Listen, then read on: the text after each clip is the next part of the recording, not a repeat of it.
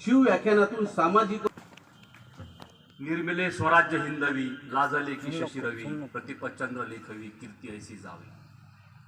महाराष्ट्राच्या कणाकणामध्ये हजारो वर्षापासून एवढी प्रचंड ऊर्जा पेरील सह्याद्रीच्या कडेकपारीतील 18 पकड जातीच्या मावळ्यांना सर्वात पहिल्यांदा एकत्र करून त्यांच्या मनगडामध्ये हत्तीचं बळ निर्माण करून त्यांच्या छातीमध्ये पोलाद पेरून दिल्लीच्याही तख्ताला दरदरून घाम फुटणारा शेतकरी कष्टकऱ्यांचा स्त्रियांचा पाठीराखा युगपुरुष छत्रपती शिवाजी महाराज, ज्या संस्थेचं नावच राजमाता जिजामाता, जी राजमाता होती परंतु आपल्या कर्तृत्वाने राष्ट्रमाता झाली, ती थोर या विदर्भाची कन्या जिजाऊ मासाहेब ज्यांच्या नावाने ही संस्था स्थापन झाली, अतिशय फार मोठी गोष्ट आहे आणि तुमचं भाग्य आहे की तुम्ही या संस्थेमध्ये शिकत आहात। त्या मातीची जात कोणती, त्या मातीची जात कोणती जिथे रुजविली तू मुळे, कर्तृत्वाच्या वृक्षावरती आभाळ झुकते तुझ्यामुळे, अशी राजमाता राष्ट्रमाता जिजाऊ माता, ज्यांच्यामुळे या जगातील 5 लोकांना नोबेल पुरस्कार मिळाले। ज्या 5 लोकांना नोबेल पुरस्कार मिळाले त्या नोबेल पुरस्काराचे मानकरी जे आहेत राष्ट्रपिता महात्मा गांधी, ते म्हणतात यांच्यामुळे आम्हाला नोबेल पुरस्कार मिळाले शांततेचे। मदर टेरेसा असेल, आंग सान सू की असेल ब्रह्मदेशाची, नेल्सन मंडेला असेल, अदल्प असेल, असे वेगवेगळे 5 लोक ज्याला वन मॅन आर्मी म्हणतात। साबरमती के संत तूने कर दिया कमाल, दे दी हमें आजादी बिना खड्ग बिना ढाल, राष्ट्रपिता महात्मा गांधी। आणि या संपूर्ण देशासाठी ज्यांनी या संस्कृतीसाठी रक्षणासाठी आपल्या जीवाचा होम करून आपलं जीवन चंद्रासारखं जिजवलं, त्या सर्व महापुरुषांना इथं विनम्र अभिवादन करतो। त्याचप्रमाणे स्वर्गीय भगवंतरावजी कौशल आणि स्वर्गीय शंकररावजी कौशल, पुत्र व्हावा ऐसा गुंडा ज्याचा त्रिलोकी झेंडा। आता गुंडा हा अर्थ इथं सज्जन आहे की नाही, तर ज्यांचा पुत्र, ज्यांनी इथं 3 संस्था स्थापन करून या समाजाची शैक्षणिक दृष्टीने गाडगेबाबांचा, पंजाबराव देशमुखांचा, कर्मवीर भाऊराव पाटलांचा जो वारसा इथं पुढे येत आहे त्या गोरगरीब जनतेसाठी, तर ते असे थोर पिताश्री की ज्यांच्या पोटी हे पुत्र जन्माला आले, त्या स्वर्गीय शंकररावांना आणि भगवंतराव काकांना विनम्र अभिवादन करतो। क्रांतीज्योती सावित्रीबाई फुले, राष्ट्रपिता ज्योतिबा फुले, ज्यांनी शिवाजी महाराजांची समाधी पहिल्यांदा रायगडावर जाऊन शोधून काढली आणि 18 मार्च 1869 रायगडावर शिवाजी महाराजांची पहिली जयंती साजरी केली, ते राष्ट्रपिता महात्मा फुले। पहिला पोवाडा त्यांनी लिहिला त्यांच्यावर। अशा या सर्व महापुरुषांच्या संघातून हे राष्ट्र निर्माण झालं। छत्रपती शिवाजी महाराजांच्या या कार्याची आपल्याला आज ओळख घ्यायची आहे, तर छत्रपती शिवाजी महाराजांचं हे भाग्य आहे की आपल्या महाराष्ट्रामध्ये ते जन्माला आले। असं म्हणतात इतिहास तेच निर्माण करतात की जे इतिहास वाचतात, कारण की इतिहासाच्या अभ्यासातून काय घडते, विज्ञानाच्या गणिताच्या अभ्यासातून संशोधक घडतील, परंतु इतिहासातून राष्ट्रवीर घडतात आणि ते राष्ट्रवीर आज समाजासाठी कामाचे असतात। तर या जयंत्योत्सवाच्या निमित्त इथं लाभलेले आजच्या कार्यक्रमाचे अध्यक्ष, जनता शिक्षण प्रसारक संस्थेचे अध्यक्ष, ज्यांना आज प्रत्यक्ष भेटण्याचा योग आला, परंतु आम्ही त्यांना वर्तमानपत्रातून इतर सामाजिक कार्यक्रमातून अनेकदा पाहत असतो, असे आदरणीय विजयभाऊ कौशल की ज्यांनी 3 संस्था स्थापन करून, एवढंच नव्हे तर मला असं वाटते अकोला जिल्ह्यातील खाजगी शिक्षण संस्थांचे ते सुद्धा संघाचे अध्यक्ष आहेत आणि वाचनालयाच्या चळवळीमध्ये सुद्धा त्यांचं चांगलं योगदान आहे। असं म्हणतात शीतावरून भाताची परीक्षा होते, तागे से पता चलता है धागा किसका है, बाद में पता चला है धागा तो रेशमी है। भाऊंचं वाचन खूप चांगलं प्रगल्भ आहे। 5 मिनिट आमची चर्चा झाली, परंतु त्यांनी एवढी काही सुंदर चर्चा आणि त्या बोल्यातील ओज तेज, त्या भाषेतील त्यांचं ते सौंदर्य आणि अभ्यास समजून गेलं की भाऊंचा खूप अभ्यास आहे। आणि अशा लोकांच्या सहवासामध्ये हा सर्व परिसर, हे सर्व शिक्षक वृंद उच्च विद्याविभूषित आहेत, या सर्वांच्या या परिसरामध्ये तुमच्या जीवनाचं सोनं होते। तर आज आपण छत्रपती शिवाजी महाराजांच्या जीवनावर इथं प्रकाश टाकू, ज्यांच्यामुळे हा इथं योग आला। या संस्थेचे विजयभाऊ कौशल अध्यक्ष आहेत, त्याचप्रमाणे इथं मुख्याध्यापक श्री शेगोबार सर, आणि ज्यांच्यामुळे इथं मी तुम्हाला मिळण्याचा योग आला अशी श्री इंगळे सर, आणि इथं सर्व उपस्थित माझे ज्येष्ठ बंधुतुल्य शिक्षक बंधू भगिनी। छत्रपती शिवाजी महाराजांनी या महाराष्ट्रामध्ये स्वराज्य निर्माण केलं, हे आपण नेहमी ऐकतो। स्वराज्य, स्वराज्य म्हणजे काय? स्वराज्य म्हणजे स्वतःचं राज्य। स्वतःचं राज्य म्हणजे काय? त्याची सोपी आणि एकदम साधी व्याख्या आहे की जमीन नांगरणीपासून तर घरात पीक येईपर्यंत हमी घेणारं शासन म्हणजे स्वराज्य। जे छत्रपती शिवाजी महाराजांनी त्या काळामध्ये 400 वर्षापूर्वी या महाराष्ट्रातील रयतेला ती हमी दिली होती, ते स्वराज्य होतं. जमीन नांगरणीपासून, जमीन नांगरणीसाठी, बी बियाण्यासाठी, बैलबंडीसाठी कर्ज दिलं होतं. शिवाजी महाराजांनी त्या काळामध्ये सिलिंग आणलं होतं. त्याचं नाव सिलिंग नव्हतं, परंतु तेथील प्रतिष्ठित जमीनदारांच्याकडे जे हजारो एकर जमिनी होत्या, त्या जमिनी त्यांनी त्या जप्त केल्या आणि गोर गरीब कष्टकरी लोकांना त्या वाटल्या. म्हणजे जे स्वाभिमान योजना ज्याला म्हणता येईल, जे सिलिंग म्हणता येईल, त्याला नाव नव्हतं, पण त्यांनी ते दिलं. तेव्हा शेती दिली, परंतु त्या गरीबाकडे कसण्यासाठी काहीच नाही. बैलबंडी नाही, बियाणं नाही, वखर नाही, नांगर, त्याच्यासाठी सुद्धा कर्ज दिलं. परंतु अवकाळी पाऊस नाही आला, अनावृष्टी झाली, दुष्काळ पडला. मग काय करायचं? कर्जाचे हप्ते शिथिल केले. तेवढ्यावरही नाही जमलं, कर्ज सुद्धा माफ केलं. म्हणजे आज आपण बघतो शेतकऱ्यांच्या आत्महत्या होत आहेत. तुमचे आई वडील शेतकरी आहेत, बहुतांश आपण ग्रामीण भागामध्ये शिकलेले लोक म्हणजे सर्व शेतकरीच आहेत. आपल्याला माहित आहे आज यावर्षी कापसाचा भाव जास्त आहे, पण दरवर्षी काय होते, नेमकं आपलं पीक आलं की पिकाचे भाव कमी होतात. तेव्हा सुद्धा तसं व्हायचं. शिवाजी महाराजांनी तेव्हा शेतकऱ्यांसाठी कर्ज माफी केली होती. म्हणजे पहिले सिलिंग आणणारे शिवाजी महाराज होते, पहिले कर्जमाफी करणारे शिवाजी महाराज होते. आजचे सरकार म्हणत असतील की आम्ही कर्जमाफी केली, ती शिवाजी महाराजांनी 400 वर्षापूर्वी केलं. म्हणजे आपण आजही 400 वर्षापूर्वी मागं आहोत. आणि म्हणूनही इथला प्रत्येक राज्यकर्ता, इथला प्रत्येक शासक प्रशासक जो असेल, तो छत्रपती शिवाजी महाराजांची नीती अवलंबण्याचा प्रयत्न करतो. रायगडावर दर्शनाला जातो. रायगडावर गेल्यानंतर खूप धन्य होते. मी दरवर्षी रायगडाला 6 जूनला जात असतो. तुम्ही मोठे झाल्यानंतर जा. पन्हाळा पावनखिंड यात्रा जा, 47 किलोमीटर पायी जा. तिथं शिवा काशीचं बलिदान, बाजीप्रभू देशपांडेचं बलिदान तुम्हाला समजेल. आणि म्हणून शिवाजी महाराजांनी स्वराज्य स्थापन केलं. कसं केलं? तिथल्या लोकांना विश्वास आला की हा राजा आपल्यासाठी क्षणाक्षणाने, कणाकणाने, मनामनाने झटतोय, आपलं रक्त झिजवतोय, आपला जीव धोक्यात घालतोय, आणि हा राजा म्हणजे रयतेचा राजा आहे. यासाठी आपण झटलं पाहिजे. छत्रपती शिवाजी महाराजांनी काय केलं?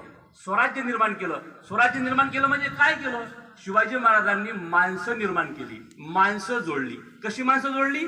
हे स्वराज्य कुणाच्या दुहीमुळे, कुणाच्या द्रोहामुळे, कुणाच्या विश्वासघातामुळे जर नष्ट होण्याचा प्रसंग आला तर ते पुन्हा उभारू शकतील फिनिक्स पक्षाप्रमाणे, अशी माणसं शिवाजी महाराजांनी निर्माण केली.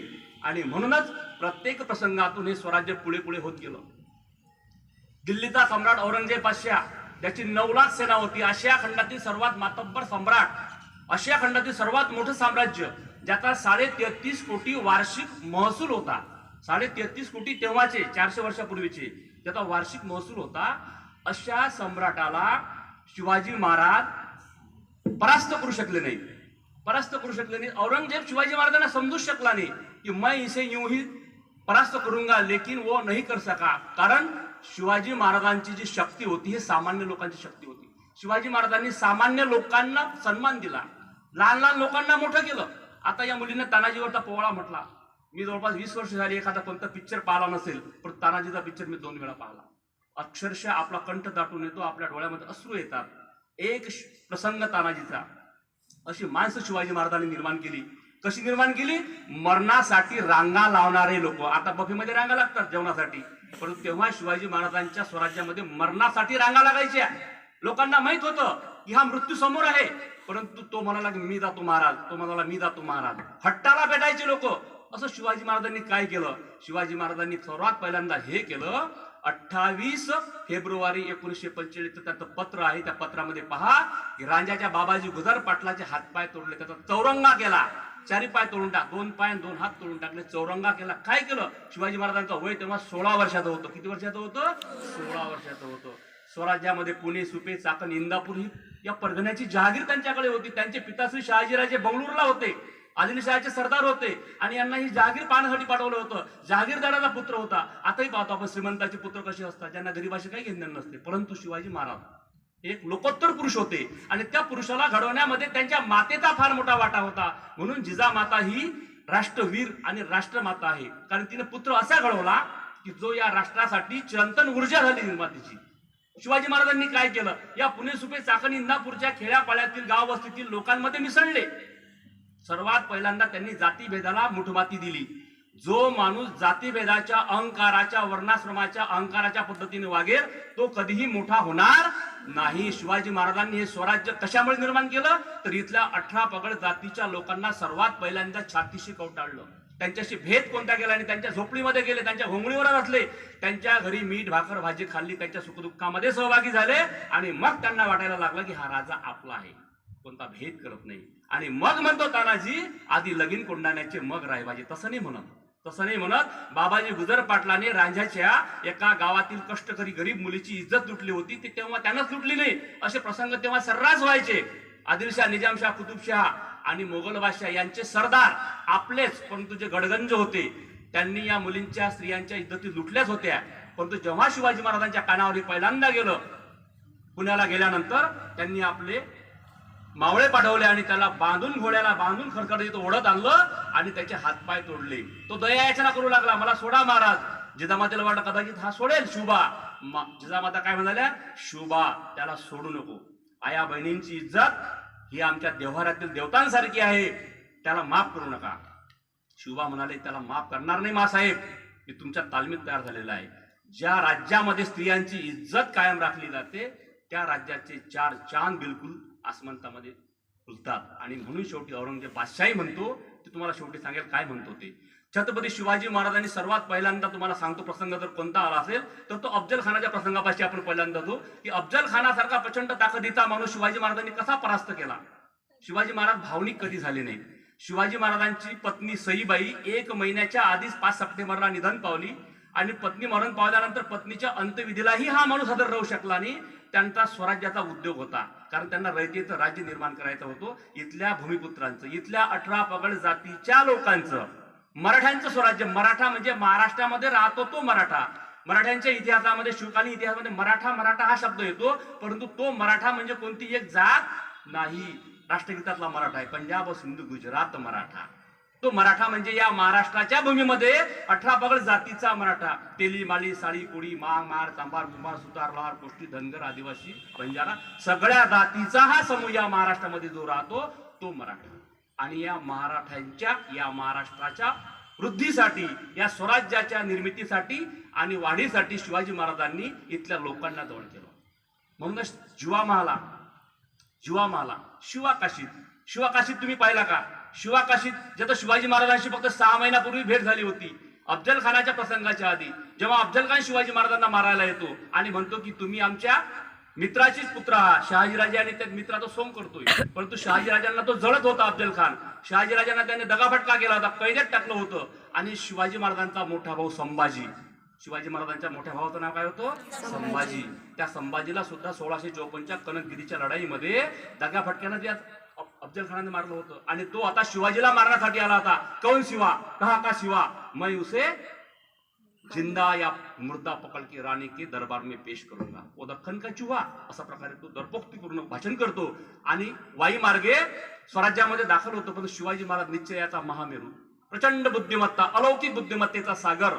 शिवाजी महाराजांना शहाजीराजांनी लहानपणी सगळ्या विद्यांचं शिक्षण दिलं होतं. त्यांच्याजवळ इंगित कला होती. इंगित म्हणजे तुमच्या मनामध्ये काय आहे ते जाणण्याची, मनकवडा ज्याला म्हणता येईल. दुसऱ्याच्या मनामध्ये काय आहे हे जाणण्याची कला शिवाजी महाराजांजवळ होती. माणसं पारखण्याची कला शिवाजी महाराजांजवळ होती. आणि म्हणून शिवाजी महाराजांनी जवळ केलेले माणसं कधीही दूर केले नाही. सिद्दी इब्राहिम बरोबर तुम्ही नाव ऐकलं असेल, शिवाजी महाराजांचा अंगरक्षक होता. अफजल खानाशी सामना होतोय. अफजल खान म्हणते या महाराज भेटीला माझ्या, तुम्ही माझ्या पुत्राचा म्हणा. पण शिवाजी महाराज त्याच्या बोलण्यावर विश्वास ठेवत नाहीत. संपूर्ण तयारीनिशी 6 महिन्याचं प्लॅनिंग करून त्याच्या भेटीला जातात. अंगावर चिलकत असते, जिरेटोप असते, वाघनकं असतात, त्याच्यावर कपडे चढवतात, सावध रीतीने भेटायला जातात. त्यांच्यासोबत 10 अंगरक्षक असतात. त्या 10 अंगरक्षकामध्ये शिवाजी महाराजांचा एक अंगरक्षक मुसलमान असतो, सिद्दी इब्राहिम बरोबर. शिवाजी महाराजांचा किती मोठा विश्वास त्याच्यावर. अंगरक्षक काय करू शकतो आपल्याला माहित आहे. आपल्या देशाच्या पंतप्रधान इंदिरा गांधींचं काय केलं अंगरक्षकांनी? अंगरक्षक म्हणजे जीवाचे ते कवच असते. आणि तरी शिवाजी महाराजांनी सिद्दी इब्राहिम बरोबरला सोबत घेतलं. जीवा महाला सोबत होता. खानाची भेट होते, दगाफटका होतो, तलवारीचा घाव करतो उजव्या हातावर. शिवाजी महाराज परंतु चिलकत असल्यामुळे वाचतात. आणि मग त्यांनी बिचवा काढून त्याच्या पोटातील आतडे बाहेर काढल्यानंतर शिवाजी महाराजांवर वार होतो तो सय्यद बंडाचा. सय्यद बंडा फार मोठा पडायचा असतो, तो पट्टा चालवतो. पट्टा म्हणजे इथून 20 फुटावर तो उडी मारू शकतो चित्त्यासारखी. सय्यद बंडा तो तिकडून धावत येतो, महाराजांवर पट्टा मारतो.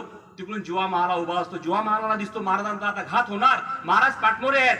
तो तेवढीच चढांग तेवढी मारतो. तो 20 फुटाची उडी मारून त्याचा हात हवेत कलम करतो आणि सय्यद बंडा खाली पडतो, जेर होऊन खाली पडतो. होता जीवा म्हणून वाचला जीवा. तेव्हा अफजल खानाचा जो वकील असतो कृष्णाजी भास्कर कुलकर्णी शिवाजी महाराजांवर वार करतो इथं तलवारीचा.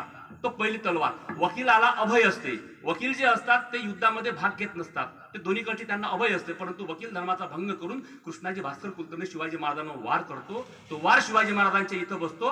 ती खून शेवटपर्यंत होती. तो सुद्धा नंतर शिवाजी महाराजांनी एका गावामध्ये ठार केला आणि विजय झाला. नंतर प्रतापगडावर गेले. मासाहेबांना म्हणाले, मासाहेब खान मारला गेला. जिजामाता काय म्हणाली, खान मारला. सगळे लोक जमा झाले. तानाजी, कांताजी इंगळे, बाजीप्रभू सगळे लोक जमा झाले. आणि मग जिजामाता काय म्हणाली, शिवबा तू हे करू शकला, पण ही लोक सगळी सोबत होती ना, म्हणून तू करू शकला असता. आता जिजाईचं काय म्हणा, माझा मुलगाच तसा पटाईत आहे, माझ्याच मुलानं केलं असं आपलं म्हटलं असतं. पण जिजामाता तशी नव्हती. सर्वांना घेऊन जाणारी ती लोकमाता होती. ती म्हणाली, या सगळ्या लोकांच्यामुळे तू करू शकला, सगळ्या लोकांना सन्मान दिला. मग त्या लोकांमध्ये हत्तीचं बोळावं. आणि म्हणून मग बाजीप्रभू देशपांडे म्हणतो, महाराज तुम्ही गडावर पोचा, शत्रूला खिंड ओलांडू देणार नाही. या जीवाच्या चिंदळ्या झाल्या तरी चालते. 84 घाव बाजीप्रभू देशपांडेच्या अंगावर होते. पळस फुलाचं झाड तुम्ही पाहिलं ना उन्हाळ्यामध्ये कसं लाल होते, तसे घाव त्याच्या अंगावर होते. झरत होता तो, तरी दोन्ही तलवारी घेऊन तो लढत होता. त्याच्या कानामध्ये आवाज होता फक्त साठवलेला की महाराज गडावर, विशाल गडावर कधी पोहोचतात आणि मला पोहोचण्याची तोफेचा आवाज कधी येतो. बाजीप्रभू खाली पडतो, खिंडीमध्ये खाली पडतो. त्याला मावळी उचलून न्यायला येतात. तशाही अवस्थेमध्ये, मूर्छित अवस्थेमध्ये तो विचारतो, महाराज गडावर पोहोचले काय? आणि मावळ्यांच्या मानाला करारती हलतात की महाराज गडावर पोहोचले नाही. त्याही अवस्थेमध्ये तो चवताळून उठतो, दोन्ही हातामध्ये तलवारी घेतो आणि म्हणतो, महाराज गडावर पोहोचले नाहीत आणि हा बाजी कसा काय मरतो? मरणालाही त्याने रोखून ठेवलं होतं बाजीप्रभू देशपांडेने. आणि पुन्हा लढतो आणि सिद्धी मसूदचं 2000 सैन्य तो बेचिराग करून टाकतो त्या घोडखिंडीमध्ये. त्या घोडखिंडीमध्ये आम्ही दरवर्षी जात असतो. घोडखिंडमध्ये एका वेळेस एकच घोडेस्वार त्या खिंडीमधून पार होऊ शकतो, अशी ती अरुंद खिंड आहे. दोन्हीकडून उंच रांगा आहेत. आम्ही ते ठिकाण पाहतो, दरवर्षी तिथे यात्रा करतो. तर त्याला म्हणून घोडखिंड म्हणतात. सकाळपासून सुरू झालेले युद्ध दुपारचे 4 वाजले तरी युद्ध संपलंच नाही. रात्रीला शिवाजी महाराज निघाले. आम्हाला 2 दिवस जायला लागतात तिथं, तरी परेशान होतो. ते एका रात्रीला 9 वाजता निघाले असतील, पहाटे पोहोच. किती त्यांच्यामध्ये अदम्य शक्ती होती. आणि काही तेव्हा रस्ता नव्हता, काटेकोटे घोडे नव्हते, पायी गेले, चोरून गेले. आवाजीनं चिखल. 12 जुलैची गोष्ट होती, म्हणजे किर्र पाऊस. आणि कोकणातला पाऊस इथून 10 फुटावरचा माणूस दिसत नाही, एवढा प्रचंड पाऊस. अशा पावसामध्ये त्यांनी हे महादिव्य केलं आणि हे लोक लढले. आणि मरताना बाजी म्हणतो, जेव्हा त्याच्या कानावर आवाज येतो की महाराज गडावर पोहोचले, मरताना बाजी हसतो आणि म्हणतो, आमची फत्ते झाली. फत्ते झाली म्हणजे आमचा विजय झाला. मरताना कुठे माणसाचा विजय होत असते काय? मरताना तर माणूस संपून जाते. परंतु ते स्वराज्याचं ते अमृत त्यांच्यामध्ये प्राशन केलं शिवाजी महाराजांनी, पेरलं होतं की मरतानाही लोक हसत होते आणि म्हणत होते की आमची फत्ते झाली. ही शिवाजी महाराजांनी त्या लोकांमध्ये तेवढी ती इच्छा स्वराज्याची पेरली होती. कारण की प्रत्येक संकटाच्या प्रसंगी महाराज स्वतः पुढे गेले. अफजल खानाचा प्रसंग असेल, त्यानंतर शाहिस्ते खानाच्या महालामध्ये 10,000 लोकांच्या गराळ्यामध्ये शिवाजी महाराज आतमध्ये स्वतः प्रवेश करतात आणि त्याच्या जीवावर हल्ला करतात. ते बोट कापल्या जातात. हे लोक पाहिले. आग्र्याच्या कैदेमध्ये शिवाजी महाराज पडतात. आग्र्याच्या कैदेमध्ये पडत असताना शिवाजी महाराज 6 महिने तिथं बसतात. 6 महिने ते कैदेमध्ये असतात. सुटण्याची कोणतीही शक्यता नसते. औरंगजेबाच्या कैदेमधून आजपर्यंत कोणीच सुटलं नव्हतं. वहां से परिंदा भी नाही छूट सकता.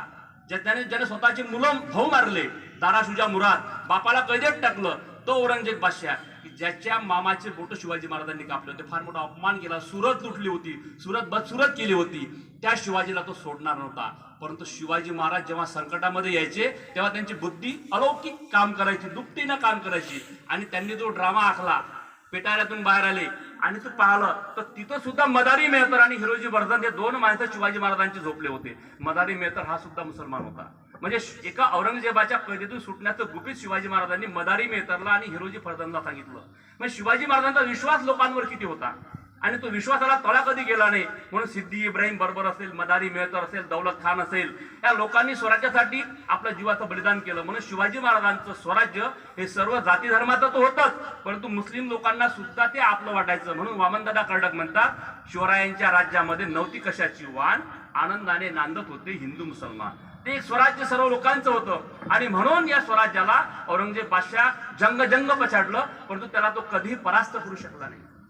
छत्रपती शिवाजी महाराजांचा जेव्हा राज्याभिषेक होतो, राज्याभिषेकाच्या प्रसंगाला जेव्हा शिवाजी महाराज सगळे देशोदेशी जे लोक तिथे बसलेले, हेनरी ऑक्सिडन तिथं असतो, इंग्रजांचा वकील, आणि तो म्हणतो अतिशय सुंदर असा कार्यक्रम रायगडावर झाला.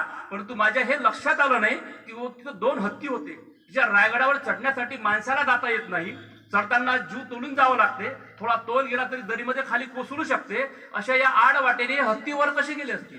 परंतु शिवाजी महाराज निश्चयाचा महामेरू होते. जेव्हा शहाजीराजे त्यांच्या भेटीला येतात तेव्हा लहान लहान 2 हत्तीची पिलं आणतात. ती हत्तीची पिलं 8-10 वर्षापूर्वीच रायगडावर नेलेले असतात, जे तिथं मोठे होतात. आणि मग राज्याभिषेकाच्या वेळेला शिवाजी महाराजांची हत्तीवरून मिरवणूक निघते. असं त्यांचं नियोजन होतं. माणसं शिवाजी महाराजांनी अशी निर्माण केली की आग्र्याच्या कैदेमध्ये शिवाजी महाराज तिकडे असताना कोणत्याही प्रकारे सुटण्याची शक्यता नसताना स्वराज्यामध्ये नैराश्य पसरलं नाही.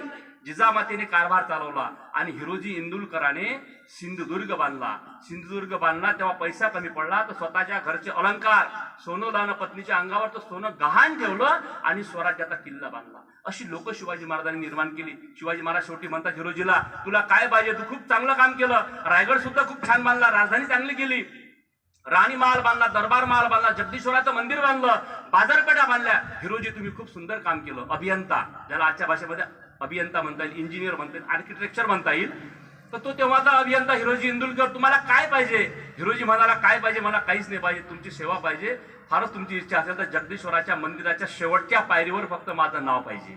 आजही जगदीश्वराचं मंदिर रायगडावर उभं आहे. तीच एक शिवाजी महाराजांची खून तिथं आहे, त्यांनी तयार केलेली निशाणी तिथं आहे. आणि त्या जगदीश्वराच्या मंदिराच्या शेवटच्या पायरीवर खाली मोडी लिपीमध्ये लिहिलेलं आहे, सेवेसे ठाई तत्पर हिरोजी इंदुलकर. अमर झाले शिवाजी महाराजांचे मावळे, कर्तृत्वाने अमर झाले. त्यांची जात कोणाला माहित नाही. जुवा माला, त्याला शिवाकाशी शिवाजी महाराजांसारखाच दिसणारा होता, हुबेहूब तसा दिसायचा.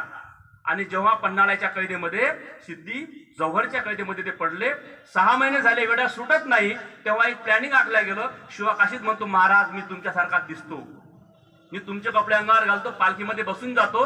सिद्धी जव्हरला असं वाटेल की शिवाजी चालला. मग काय होईल? शिवाजी महाराज म्हणतात, मग काय होईल? मला पकडलं जाईल. मग शिवाजी महाराज, मग काय होईल?